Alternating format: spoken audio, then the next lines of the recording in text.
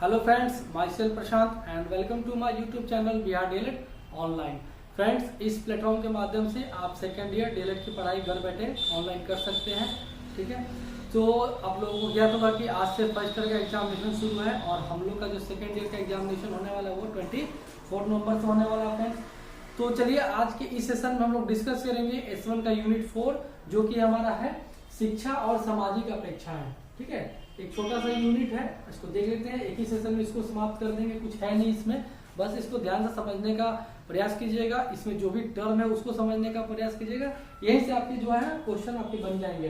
ठीक है फ्रेंड्स, अगर वीडियो अच्छी लग रही हो तो आप जरूर इसको शेयर करें, सब्सक्राइब करें और लाइक जरूर करें। वीडियो देखने के बाद अगर आपको पसंद आ रहा है तो जरूर लाइक करें।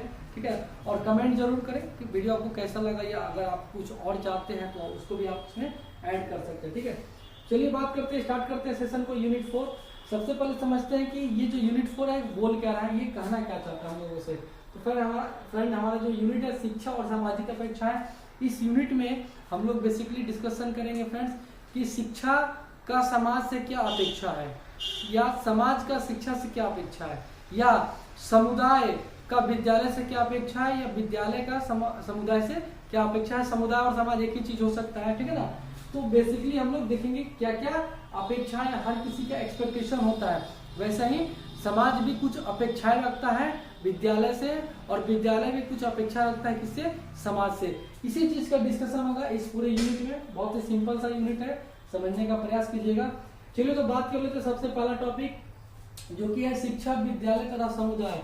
शिक्षा, विद्यालय तथा समुदाय और इनकी क्या क्या अपेक्षाएं और इनमें क्या क्या समकालीन बदलाव किए गए और क्या क्या प्रयास किए गए। फ्रेंड्स, तो जैसा कि मैंने अभी यूनिट में बताया कि हमारा जो यूनिट है वो है कि एक समाज से एक विद्यालय क्या अपेक्षा रखता है, या एक विद्यालय समाज से क्या अपेक्षा रखता है। तो सबसे पहले फ्रेंड्स बात करना चाहेंगे कि ये जो समुदाय है या जो विद्यालय है या जो इसके अंदर जो शिक्षा का कार्यक्रम चल रहा है, ये दोनों फ्रेंड्स आपस में को रिलेटेड है, मतलब कि आपस में ये सहसंबंधित है। विद्यालय और समुदाय एक ऐसे टर्म है जो कहीं ना कहीं एक दूसरे से क्या हुआ है, जुड़ा हुआ है, एक दूसरे से लिंक है, ठीक है ना।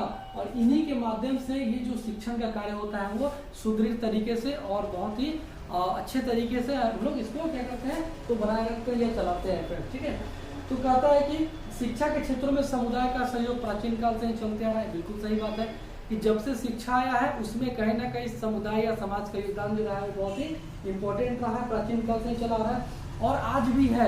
आज भी जो शिक्षण प्रक्रिया चल रही है और जहाँ भी विद्यालय है वहाँ का जो आसपास का समुदाय है उसका सहयोग जरूर मिलता है, मतलब कि दोनों एक दूसरे से कनेक्टेड है। और आने वाले भविष्य में भी समुदाय और शिक्षा या समुदाय और विद्यालय का जो संबंध है वो चलता रहेगा, क्योंकि बिना समाज के जो शिक्षा है उसका कल्पना करना भी व्यर्थ है। मतलब कि बिना समाज के सहयोग के शिक्षा का कल्पना करना बेकार है। यानी कि समाज का शिक्षा में बहुत ही ज्यादा योगदान है और ये कहीं ना कहीं एक दूसरे से पहले से संबंधित है और ये संबंध प्राचीन काल से चलते आ रहा है। ठीक है ना, आगे बात करते हैं फ्रेंड्स कि जो हमारी शिक्षा है उसका मुख्य उद्देश्य क्या है कि बच्चों का सर्वांगीण विकास करना है। सर्वांगीण का मतलब क्या हुआ कि बच्चों का सामाजिक विकास करना है, आर्थिक विकास करना है, राजनीतिक विकास करना है, चारित्रिक विकास करना है, सांस्कृतिक विकास करना है, मानसिक विकास करना है। इस सारे विकास को करने के लिए हमें कहीं ना कहीं बच्चों को क्या करना होता है तो शिक्षित करने की आवश्यकता होती है। और अगर ये शिक्षित कर देते हैं तो बच्चा क्या होगा, कहीं ना कहीं वो उत्पादन करने के लायक हो जाएगा, मतलब वो अपने जीविकापार्जन के लायक हो जाएगा और कहीं ना कहीं वो अपने राष्ट्र के निर्माण में या समाज के निर्माण में या राज्य के निर्माण में अपना एक सबल योगदान भी दे सकता है। साथ ही साथ समाज का एक और कार्य होता है विद्यालय के लिए कि वो कहीं ना कहीं जो भी आध्यात्मिक कार्य होता है या आध्यात्मिक शिक्षा होती है उसमें भी समाज बहुत ही ज्यादा आगे बढ़ चल के शिक्षा विद्यालय को क्या करता है तो सहयोग प्रदान करता है। इसको भी आप लोग याद रखिएगा।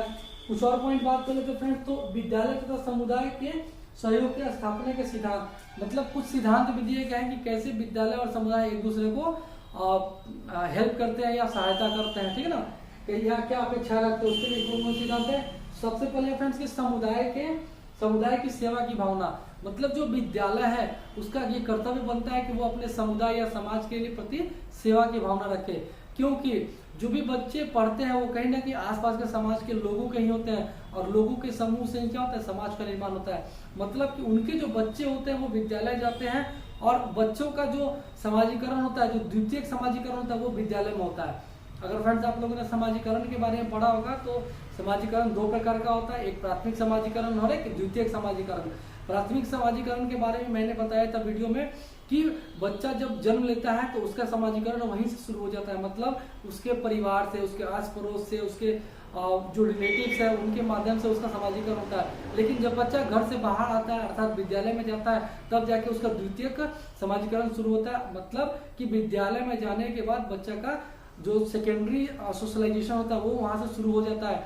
मतलब विद्यालय में बच्चे एक साथ ग्रुप में आते हैं, ग्रुप में पढ़ते हैं, ग्रुप में एक्टिविटी को करते हैं, गतिविधियों को करते हैं, और वहां से वो समाजीकरण की भावना को विकसित करते हैं। मतलब समाजीकरण का गुण उनका अंतर्गत आता है। तो कहीं ना कहीं समुदाय भी होता है या समाज भी होता है, वो भी चाहता है कि विद्यालय में इस चीज का ज्यादा विकास हो और बच्चे जाए तो वहां से उनके अंदर इसकी जो गुण है वो जल्दी से जल्दी विकसित हो। ये एक सिद्धांत है। इसके अलावा विद्यालय का ज्ञान, बच्चे अगर जा रहे हैं तो विद्यालय के अंदर उसको शिक्षा के माध्यम से जो भी संस्कृति है, जो भी हमारा आध्यात्मिक है, धार्मिक है, उसका ज्ञान भी बच्चों को कराया जाए। बच्चों के अंदर सहयोग की भावना के बारे में बताया जाए कि कैसे एक दूसरे को सहयोग करते हैं, या परोपकारिता की भावना पैदा की जाए। तो ये सब कुछ सिद्धांत है जो कहीं ना कहीं समुदाय और शिक्षा या विद्यालय के बोल सकते हैं, दोनों को लेके चला जाता है। ठीक है, आगे बात करते हैं फ्रेंड्स। अगला जो हम लोग का होगा वह समाज के लिए शिक्षा का क्या कार्य है, मतलब कि समाज के लिए शिक्षा क्या कर सकता है या क्या करना चाहिए। तो सबसे पहले फ्रेंड्स बात कर लेते हैं तो समाज के साथ अनुकूलन, मतलब कि ये विद्यालय में ही बच्चों को सिखाया जाता है कि कैसे एक समुदाय में रहना है, कैसे समाज के साथ रहना है, और कैसे समाज के साथ रहते हुए अंतःक्रिया करना है। इस सब का गुण कहीं ना कहीं बच्चों का विद्यालय में ही होता है। मतलब वहीं से वो समाजीकरण की प्रक्रिया उनके अंदर शुरुआत होती है और वो समाजीकरण के गुण को अपने अंदर विकसित करते हैं। तो कहीं ना कहीं समाज भी इस चीज को चाहता है कि भाई मेरा बच्चा जब वहां से निकले तो उसको ज्यादा मेहनत ना करना पड़े, वो ऑलरेडी इस चीज को सीख कर आ रहा है, मतलब कि अनुकूलन की भावना है। इसके अलावा सामाजिक कुशलता की उन्नति एवं सुधार, है ना, मतलब समाज में रह के आप कैसे अपना सहयोग दे सकते हैं लोगों के प्रति, कैसे लोगों का उन्नति कर सकते हैं, कैसे अपना उन्नति कर सकते हैं। ठीक है, ये सारा गुण बच्चों का इसमें आ जाता है। इसके अलावा सामाजिक कर्तव्यों की पूर्ति, मतलब समाज का कौन कौन सा कर्तव्य है, इस सब चीज का पूर्ति वही से होता है। आगे बात करें संस्कृति और सभ्यता का विकास, मैंने अभी बताया कि जो भी हमारा कल्चर है, जो भी हमारा रिचुअल्स है, उस सब का विकास कहाँ होता है, तो शिक्षा के माध्यम से ही बच्चों में हो जाता है। क्योंकि जो भी करिकुलम है उस करिकुलम में इसको भी स्थान दिया गया है और वहीं से बच्चे का इसमें विकास होता है। आगे बात कर लेते हैं सामाजिक भावना की जागृति। बिल्कुल सही बात है कि बच्चों का जो भावना होगा समाज के प्रति वो जागृत होगा, वो ओपन होगा, बच्चे इस चीज को समझेंगे कैसे एक साथ रहना है, कैसे एक दूसरे को सहयोग करना है। ठीक है, इसके अलावा बात करें तो सामाजिक गुणों का विकास बच्चों के अंदर, बिल्कुल सामाजिक गुण का विकास कहाँ से, तो स्कूल में आने के बाद से शुरू हो जाता है। तो ये सब कुछ शिक्षा के कार्य हैं, किसके लिए, तो समुदाय के लिए या समाज के लिए। ठीक है फ्रेंड्स, चलिए फ्रेंड्स आगे बात करते हैं। तो जॉन डीवी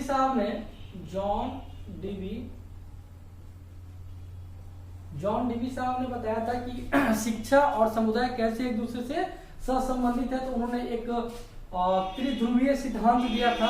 इसमें 3 फैक्टर उन्होंने बताए थे कि जो समाज होता है वो कहीं ना कहीं बालक के अध्यापन से क्या होता है, जुड़ा हुआ रहता है। मतलब कि बालक जो भी अध्यापन करता है, जो भी शिक्षा ग्रहण करता है, उसमें समाज का सर्वोपरि रोल होता है, मतलब समुदाय का एक बहुत ही इंपॉर्टेंट रोल होता है। ये सब लोग आपस में जुड़े हुए हैं। ठीक है, इसको ध्यान में रखिएगा। चलिए अगला टॉपिक की बात करते हैं फ्रेंड्स। अगला है शिक्षाई संस्थाएं, सामाजिक परिवर्तन व पुनर्निर्माण के अभिकरण। ठीक है, यहाँ पे समझने का चीज है फ्रेंड्स कि जो शिक्षाई संस्थान है, शिक्षाई संस्थान का मतलब कि वो संस्थान जहाँ पे शिक्षा दिया जाता है, मतलब अध्ययन अध्यापन का कार्य किया जाता है, उसी को हम लोग क्या बोलते हैं, तो शिक्षाई संस्थान बोलते हैं, इंस्टीट्यूट बोलते हैं, जहाँ पे एजुकेशन दिया जाता है, चाहे वो आपका गवर्नमेंट हो सकता है या फिर आपका प्राइवेट इंस्टीट्यूट हो सकता है। वहाँ पे सामाजिक परिवर्तन के बारे में बताया गया था कि कैसे समाज का वहाँ पे परिवर्तन होता। अभी जो भी बातें मैंने अभी बताई वो सारे पॉइंट आप इस टॉपिक में भी इंक्लूड कर सकते हैं। यहाँ पे एक चीज का याद रखिएगा, एक है पुनर्निर्माण, मतलब कि कैसे दोबारा से उस चीज को हम लोग कंस्ट्रक्ट कर सकते, निर्माण कर सकते हैं। ठीक है ना, और दूसरा है अभिकरण। अभिकरण का फ्रेंड्स मतलब होता है कि वे तत्व या वह स्थान या वह संस्थान, ठीक है, वह तत्व या वह स्थान या वह संस्थान जो कहीं ना कहीं बच्चों के शैक्षणिक क्रियाकलाप को क्या करता है, प्रभावित करता है, उसी को हम लोग क्या बोलते हैं, अभिकरण बोलते हैं। मतलब कि जैसे बहुत सारे इंस्टीट्यूट हैं जो बच्चे के क्या करते हैं, शैक्षणिक जो भी उनका कुशलता है उसको क्या करते हैं, वो इम्पैक्ट करते हैं, प्रभावित करते हैं, उसी को क्या बोलते हैं, अभिकरण बोलते हैं। बहुत सारे बच्चे ट्यूशन लेते हैं, बहुत सारे बच्चे प्राइवेट स्कूल में जाते हैं, तो कहीं ना कहीं उससे क्या होता है कि जो उनका एकेडमिक जो स्किल रहता है, जो उनका शैक्षणिक क्या बोलते हैं, मतलब जो शैक्षिक जो सीख रहे हैं उस पर उसका प्रभाव पड़ता है। ठीक है ना, इस टॉपिक में इसी बात की है तो आप मिला जुला के लिख सकते हैं। चलिए अगला बात करते हैं फ्रेंड्स, वह आर्थिक सुधारों का शिक्षा पर क्या प्रभाव है। मतलब कि जो हमारा एजुकेशन सिस्टम है उसमें कहीं ना कहीं फाइनेंशियली जो रिकवरी हम लोग कर रहे हैं, जो हमारा आर्थिक सुधार है वो शिक्षा पे क्या प्रभाव पड़ रहा है। फ्रेंड्स, तो हम सभी जान रहे हैं कि हम लोग एक ऐसे देश में रहते हैं जहाँ पे जो गरीबी रेखा की जो संख्या है वो बहुत ज्यादा है, मतलब पॉवर्टी लेवल काफी नीचे है। बहुत सारे लोग आज भी ऐसे हैं जो कहीं ना कहीं शिक्षा से क्या है, वो वंचित रह गए हैं, जिसके लिए अनुच्छेद 45 में, मैं फिर रिपीट कर रहा हूँ, अनुच्छेद 45 में संविधान में लिखा गया था कि ऐसे व्यक्ति को चिन्हित करना, ऐसे बालकों को चिन्हित करना है और धारा 45 के अनुसार उनको निःशुल्क और अनिवार्य शिक्षा देना है। लेकिन कहीं ना कहीं इसमें आज भी हमारा देश पिछड़ा हुआ है। इसके लिए बहुत सारे अभियान चला रहे हैं, सर्व शिक्षा अभियान चला रहा है, या मिड डे मील चलाया जा रहा है, या साइकिलिंग वाला अभियान चलाया जा रहा है, बहुत तरीके का अभियान चल रहा है। लेकिन कहीं ना कहीं हमारा देश आज भी क्या है, बहुत ज्यादा पिछड़ा हुआ है। तो उसका कहीं ना कहीं असर जो है वो क्या है, तो आर्थिक सुधार पर भी पड़ रहा है। मतलब अगर हमारा देश आर्थिक रूप से मजबूत होगा, मतलब पैसे के मामले में अगर हमारा देश मजबूत होगा, तो कहीं ना कहीं जो एजुकेशन होगा वो भी क्या होगा, हमारा स्ट्रॉन्ग हो सकता है। आर्थिक सुधार या आर्थिक संसाधन का मतलब कि जो भी हमारे पास संसाधन है, जो भी हमारे पास रिसोर्सेस है, उसका यूज करके हम एजुकेशन को क्या कर सकते हैं, बेहतर बना सकते हैं। तो ये इसका प्रभाव है कि अगर हमारा देश फाइनेंशियली अगर स्ट्रांग हो जाता है तो कहीं ना कहीं हमारा जो एजुकेशन सिस्टम है वो और कहीं बेहतर हो सकता है, क्योंकि एक एजुकेशन पे एक बहुत बड़ी राशि खर्च होती है, ठीक ना। और उस एजुकेशन पे खर्च होने वाली राशि से हम लोग बच्चों का क्या कर सकते हैं, तो जो भी उनका नीड है, चाहे वो कॉपी किताब की हो, चाहे वो यूनिफॉर्म की हो, चाहे वो मिड डे मील की हो, चाहे जो भी उनका बेसिक नीड हो, उसको हम लोग पूरा करेंगे। और पूरा करके कहीं ना कहीं उनका जो एजुकेशन होगा, जो उनका शिक्षण होगा, वो हम लोग बेहतर कर सकते हैं। तो इसका बहुत ज्यादा इम्पैक्ट पड़ता है किस पर, तो एजुकेशन पे, शिक्षा पे, ठीक है ना। अगला बात कर लेते हैं फ्रेंड्स, तो है शिक्षा और माध्यम भाषा। मतलब कि हम लोग जो शिक्षा देते हैं और जो भाषा का यूज करते हैं, ये हमारा टॉपिक है। तो फ्रेंड्स याद रखिएगा कि अनुच्छेद 351 के क में कहा गया है, हमारे संविधान में अनुच्छेद 351 के क में ऐसा कहा गया है कि जो शिक्षा का जो माध्यम होगा ना, भाषा का, वो होगा मातृभाषा। मतलब कि जो भी बच्चों को शिक्षा दिया जाना है, प्राइमरी लेवल की बात किया जा रहा है, वहाँ पे माध्यम क्या होना चाहिए, तो मातृभाषा होनी चाहिए। हाँ, अगर आप प्राथमिक लेवल से ऊपर जाते हैं तो आप वहाँ पे सेकेंडरी लैंग्वेज या टारगेट लैंग्वेज जैसे इंग्लिश का या क्षेत्रीय इंग्लिश का या और दूसरे भाषा का प्रयोग कर सकते हैं। लेकिन जो हमारा प्राइमरी लेवल की भाषा होनी चाहिए वो कैसी होनी चाहिए, तो हमारा मदर टंग होना चाहिए, मतलब मातृभाषा होनी चाहिए। ऐसा 351 में कहा गया। वही 350 में भी कहा गया है कि मातृभाषा को या हिंदी को, ऐसा बोल सकते हैं कि हिंदी को ज्यादा से ज्यादा क्या करना है, तो उसको प्रमोट करना, उसको विकसित करना है, ठीक है ना। ये सब बातें इस पॉइंट में कही गई है। अगला जो है हमारा लास्ट टॉपिक है फ्रेंड्स, वो है समाज में नवाचार और विकास के लिए शिक्षा। इसको समझ लेते हैं फ्रेंड्स। नवाचार, यहाँ पे एक नया टर्म आ रहा है, क्योंकि टर्म को समझना जरूरी है। अगर टर्म समझ जाते हैं तो आप लोग आसानी से इसमें लिख सकते हैं कुछ भी, ठीक है। तो हमारा जो आखिरी टॉपिक है वो है समाज में नवाचार और विकास के लिए शिक्षा। नवाचार को समझ लेते हैं कि नवाचार का मतलब क्या होता है।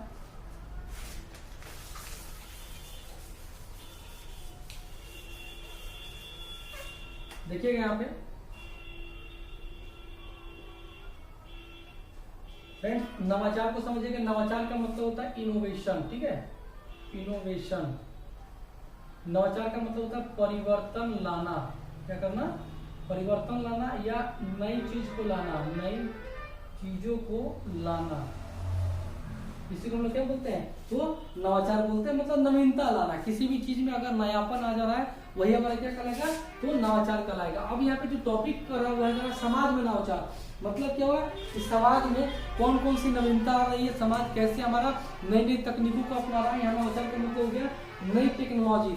अभी हम लोग जिस मॉडर्न इंडिया में जी रहे हैं वहाँ पे बहुत सारे टेक्नोलॉजी डे बाय डे क्या हो रहा है, इंक्रीज, मतलब उनमें इंप्रूवमेंट हो रहा है, मॉडिफिकेशन हो रहा है, सुधार हो रहा है। अभी आप देखिएगा कि पहले हम लोग सादा सेट यूज करते थे मोबाइल का, आज हम लोग के पास मल्टीमीडिया है, मल्टीमीडिया में भी पर डे उसमें मॉडिफिकेशन हो रहा है, उसके फीचर्स को बढ़ाया जा रहा है, गुण को बढ़ाया जा रहा है, मतलब क्या वहाँ पे नवाचार आ रहा है। वैसे ही समाज में नवाचार और शिक्षा में नवाचार, इस टॉपिक में 2 पॉइंट है, एक समाज में नवाचार कैसे आ रहा है और दूसरा शिक्षा में नवाचार कैसे आ रहा है। तो फ्रेंड्स, समाज में नवाचार का मतलब कि जो हम लोग समाज में जो देखते हैं, समाज क्या है, तो लोगों के समूह है ना, मतलब ग्रुपिंग ऑफ पीपल, लोगों के समूह को ही क्या बोलते हैं, समाज बोलते हैं। अब समाज में नवाचार का मतलब क्या हुआ कि नए नए विचार आना, या जो भी स्वास्थ्य संबंधी चीजें हैं वो नई टेक्नोलॉजी समाज क्या करता है, तो गवर्नमेंट से या कहीं से भी उसको परचेज करके या किसी भी माध्यम से वो अपने समाज में लाता है और उसका इस्तेमाल अपने लोगों के भलाई के लिए वो करता है। यही क्या कहलाएगा, समाज में नवाचार। जैसे इसका अर्थ क्या हुआ, नई नीतियों को लाना या परिक्रमों को लाना या ऐसे संगठन को लाना जो समाज के आवश्यकताओं की पूर्ति करे, है ना, मतलब समाज में क्या नीड है आज के समय के हिसाब से, अगर समाज वो कर लेता है तो वही क्या करता है, समाज में नवाचार कहलाता है। इसमें आपका स्वास्थ्य संबंधी हो सकता है या सामुदायिक वृद्धि के लिए, विकास के लिए जो कार्य किए जाते हैं, जैसे नल जल योजना आपका क्या हो रही है, क्या है, एक तरह सामाजिक कार्य हो गया। आप घर के बाहर में नल लगा दिया जा रहा है, वहां से म्यूनिसिपैलिटी का पानी आ रहा है, इससे लोगों को क्या हो रहा है, बहुत फायदा हो रहा है। पहले ऐसा नहीं था, ये सब क्या है, नवाचार है। आप देखिएगा कि रोड आपके पक्के हो गए, ढलैया हो गया, या बिजली की जो सुविधा है वो आपका बढ़िया हो रहा है, ये सब क्या नवाचार है, मतलब समाज में नवाचार आ रहा है। इसकी बात करें फ्रेंड्स, तो शिक्षा में नवाचार का क्या मतलब हुआ, तो आज के डेट में फ्रेंड्स आप सभी जान रहे हैं, जैसे सिंपली आप समझ लीजिए जो अभी कोरोना पैंडेमिक चल रहा है, इसमें क्या हुआ कि पूरा का पूरा जो एजुकेशन सिस्टम था वो क्या हो गया, धाराशायी हो गया, स्कूल कॉलेज बंद हो गए, ट्यूशन बंद हो गया, मतलब घर से निकलना ही बंद हो गया। तो इसी बात है कि बच्चे जाएंगे कहाँ शिक्षा लेने के लिए।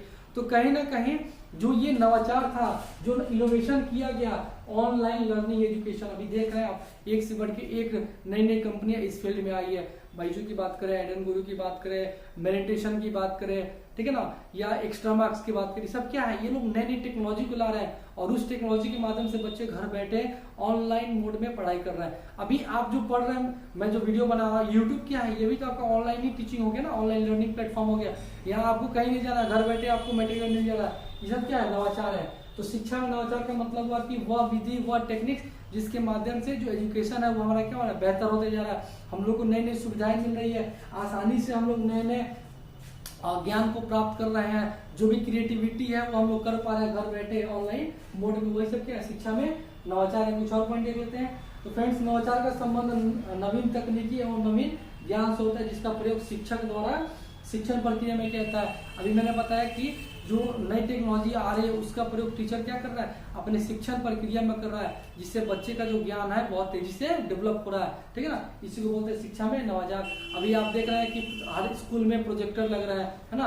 प्रोजेक्टर की बात है फ्रेंड्स, तो नवाचार में एक वैज्ञानिक थे W.H. किलपैट्रिक, ठीक है, याद रखिएगा, W.H. किलपैट्रिक, जिन्हें प्रोजेक्ट विधि का क्या बोलते हैं, तो बोल सकते हैं इन्होंने ही प्रोजेक्ट विधि को लाया था। ये प्रोजेक्ट विधि क्या था, यहाँ पे हम लोग नई नई टेक्नोलॉजी के माध्यम से बच्चों को क्या किया था, अध्यापन कराया जाता है, ताकि बच्चे में जल्दी विकास के नवीन ज्ञान का उनके अंदर विकास हो पाए। ये क्या शिक्षा में नवाचार है। इसके अलावा नवाचार द्वारा वर्तमान परिस्थिति में सुधार लाने का प्रयत्न किया जाता है। बिल्कुल अभी का जो समय चल रहा है उसके हिसाब से बच्चे इसमें अपने आप को विकसित कर पा रहे हैं इसके माध्यम से। साथ ही साथ वर्तमान समय में शिक्षा में जो क्रांति हुई है वो नवाचार का ही देना है। मतलब अभी जो एजुकेशन में क्रांति आया है ना, क्रांति ही तो बोलेंगे इसको। आज के डेट में अन अकेडमी है, बहुत तरीके का देख रहे हैं टेक्नोलॉजी यूज किया जा रहा है और डे बाय डे नए नए टेक्नोलॉजी मार्केट में आ रहे हैं, ठीक है। आने वाले टाइम में फ्रेंड्स ऐसा हो जाएगा कि बच्चे बैग लेना ही छोड़ देंगे और वो लैपटॉप और टैबलेट लेके जाएंगे। आने वाले समय में ऐसा होने जा रहा है। आप पहले के जमाने में देखिएगा, प्राचीन काल में आपका ब्लैक बोर्ड चलता था, उस पर वो ढेला वाला चौक से लिखा जाता था, फिर उसको मॉडिफाई करके आपका चौक आ गया ना जो लंबा लंबा रहता है, फिर उसको मॉडिफाई करके आपका ग्रीन बोर्ड आया, ग्रीन बोर्ड करके अभी देखिए व्हाइट बोर्ड आएगा जिसमें हम लोग स्केच से लिख रहे हैं। मतलब क्या हो रहा है, ये डेवलपमेंट हो रहा है। यही सब क्या है, हमारा नवाचार है। आई होप कि मैं क्या बोलना चाह रहा हूँ आप समझ रहे होंगे इस चीज को। मतलब नई टेक्नोलॉजी के माध्यम से बच्चों को पढ़ाना ही क्या कहलाता है, तो शिक्षा में नवाचार कहलाता है। यहाँ पे देख सकते हैं एक डायग्राम बनाया हुआ है जहाँ पे शिक्षा है, परिवर्तन है और नवाचार है। मतलब कि जो हमारा एजुकेशन है उसमें क्या है, तो परिवर्तन आ रहा है। किसके माध्यम से, तो नवाचार के माध्यम से मतलब क्या, ये तीनों आपस में स्वसंबंधित है। नवाचार आया, परिवर्तन हुआ और उससे क्या हुआ, हमारा जो शिक्षा था वो कहीं ज़्यादा बेहतर हो गया। इसकी विशेषताएं की बात करें तो फ्रेंड्स, इसमें बच्चों को बहुत मजा आता है, शिक्षक को पढ़ाने में आसानी होती है, टॉपिक वो पहले से तैयार करके जाते हैं और प्रोजेक्ट के माध्यम से बताते हैं। इसमें लिखने का काम आसान हो गया, बस आपको एक्सप्लेन कर देना है वहाँ पे, ठीक है।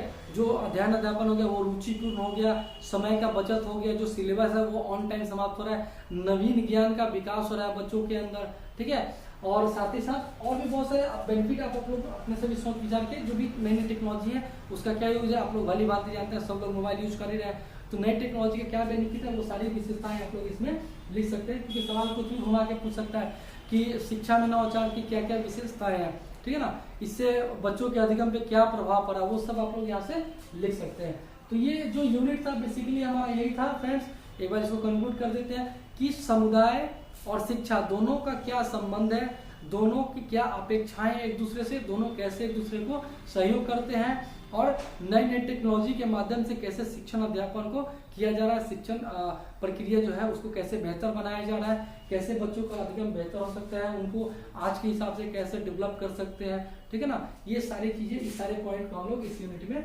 डिस्कस किए। आई होप कि ये वीडियो आपको समझ में आ रहा है और जो भी बातें बताई जा रही है। तो फ्रेंड्स, अगर अच्छे लगे तो इसको लाइक शेयर सब्सक्राइब जरूर करें और शेयर जरूर करें। मिलते हैं अगले वीडियो में नेक्स्ट यूनिट के साथ, क्योंकि हमारा यूनिट 5 रहेगा, ठीक है फ्रेंड्स। तो आज के लिए बस इतना है, बहुत बहुत धन्यवाद।